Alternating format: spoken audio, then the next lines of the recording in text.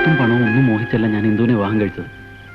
അവൾക്ക് ഇപ്പോഴുള്ളതിനേക്കാൾ കൂടുതൽ സ്വത്ത് എന്റെ കൈകൊണ്ട് സമ്പാദിക്കണമെന്നൊക്കെയായിരുന്നു മോഹം. ഇതിപ്പോ ആ മുത്തശ്ശി ഇംപ്രസ് ചെയ്ത് അവരുടെ കാശ് തട്ടിയെടുക്കാന്നൊക്കെ പറയുമ്പോ എനിക്ക് എന്നോട് തന്നെ പുച്ഛം തോന്നുക.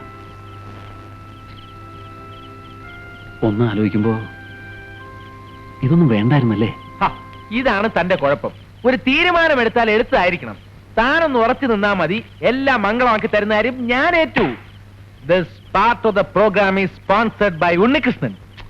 അതല്ലടോ, താനൊന്ന് ആലോചിച്ച് നോക്കിയേ. എനിക്കിപ്പോ എന്റെ ഭാര്യയുടെ മുറിയിൽ ഒന്ന് കയറണമെന്നുണ്ടെങ്കിൽ ഞാൻ ആരുടെയൊക്കെ സമയവും സൗകര്യവും നോക്കണം. അതെല്ലാം തന്റെ കയ്യിലിരിപ്പ് കൊണ്ടാണെന്ന് കരുതി സമാധാനിച്ചാ മതി. ഞാൻ എന്ത് തെറ്റ് ചെയ്തെന്നാണ് താൻ പറയുന്നത്? തന്നെ തന്നെ നോക്കി നിൽക്കാൻ അവിടെ. അയാൾ എന്തിനാ എന്നെ തന്നെ നോക്കുന്നത്? ഞാൻ വന്നപ്പോ തുടങ്ങി ശ്രദ്ധിക്കുക. താൻ നോക്കിക്കോ, ഞാനൊരു കളി കളിക്കാം. ഞാനാണ് ദേവരാജനെ കൊന്നതെന്ന് വേറെ ആർക്കും അറിയില്ല. നേരത്തെ സുമിത്രയെ ബലാത്സംഗം ചെയ്തതിന്റെ പേരിൽ ഡേവിഡിന് എന്നോട് ശത്രുതയുണ്ട്. അതുകൊണ്ടാണ് എനിക്ക് ഒളിച്ചു താമസിക്കേണ്ടി വരുന്നത്. പക്ഷേ ഇപ്പോഴത്തെ എന്റെ ഏറ്റവും വലിയ പ്രശ്നം അകാരണമായി എന്നെ സംശയിക്കുന്ന കിളവനാണ്. അയാളെ തട്ടാതെ രക്ഷയില്ല.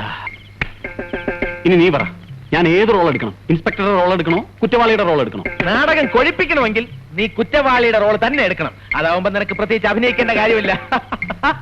ഗുരുക്കളമാവ് പോന്നു. അത് പിന്നെ ഇവൻ നാടകക്കാരനാണ്. നിന്റെ നാടകത്തിലെ ഗുരുക്കളമാവിനെ പറ്റിയ വേഷം എന്തെങ്കിലും ഉണ്ടാവൂടാ? വേഷമൊന്നും ഉണ്ടാവൂല. അമ്മാവന് കർത്തം വലിക്കാൻ അറിയാവോ? പെരിപ്പിക്കണ്ട അമ്മാവാ, ദേഹം ഇളകും.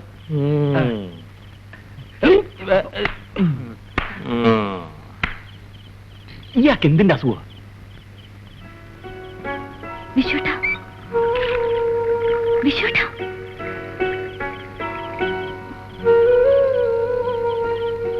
നീ വിഷമിക്കാതിരിക്കെ.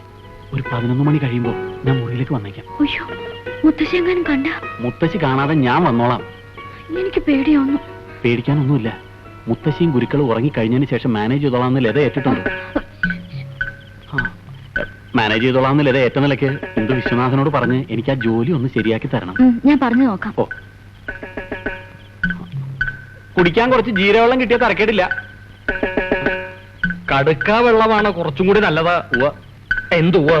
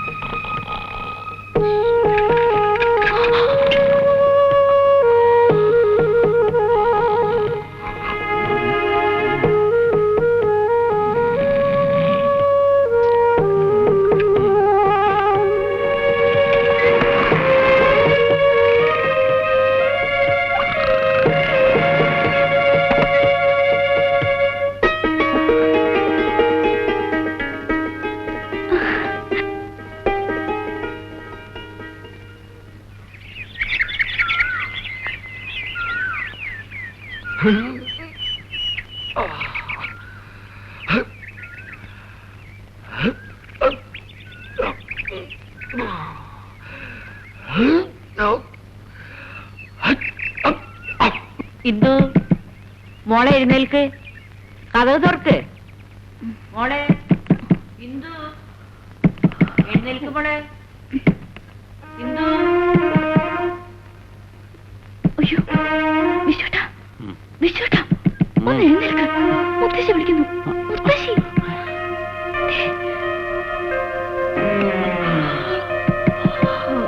ഇന്ദു കഥവ് തുറക്ക് മോളെ. ഇന്ദു എന്ത് തുറക്കാൻ മോളെ? കഥവ് തുറക്ക്. ഇന്ദു എന്ത് തുറക്കാൻ മോളെ? പഴയ വീടാമ്മ പൊളിഞ്ഞു വീഴും. ഞാൻ എന്റെ മുഴുവൻ ശക്തി കൊടുക്കണില്ല കുട്ടിയെ. കുട്ടി പൊക്കോളൂ. ആഞ്ജനേയ, കുട്ടി പൊക്കോളൂ.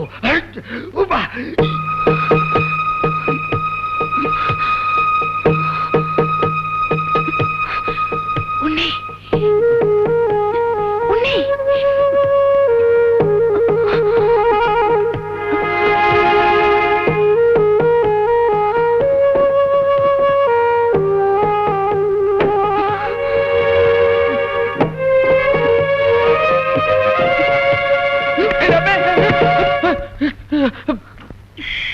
പോക്കരത്തരം കാണിക്കുന്നു. ഉണർത്താൻ വേണ്ടി കുത്തിയതാ. നിന്റെ വീട്ടിൽ ആളുകൾ ഉണർത്തുന്ന കമ്പിട്ട് കുത്തിയാ? പുറത്ത് വാ. വാ.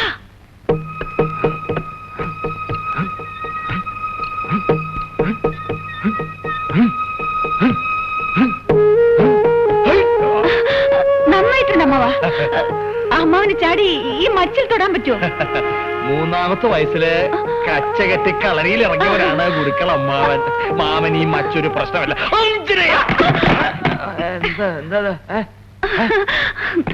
എന്താ മുത്തശ്ശി?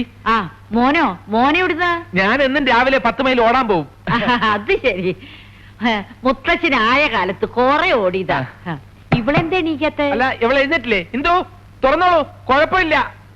കൊഴപ്പില്ല. അല്ല, ഞാൻ ഓടിയിട്ട് മടങ്ങി എത്തുന്നവരെ ഇവക്ക് വെപ്രാളാ. ആ. തുറന്നോളൂ ധൈര്യമായിട്ട്. എന്റെ മോളെ എണീക്കാത്ര താമസിച്ചേ? തീരെ വയ്യ മുത്തശ്ശി, ഭയങ്കര തലവേദന. സുഖല്ലേ? തലവേദനയാ? നമുക്ക് അകത്ത് പോയി നല്ല പെയിൻ ബാമിട്ട് തടവാം. വാ. അവിടെ ഇരിപ്പുണ്ട്. മോനെ എടുത്തിട്ട് വാ, ഞാൻ തടവി കൊടുക്കാം.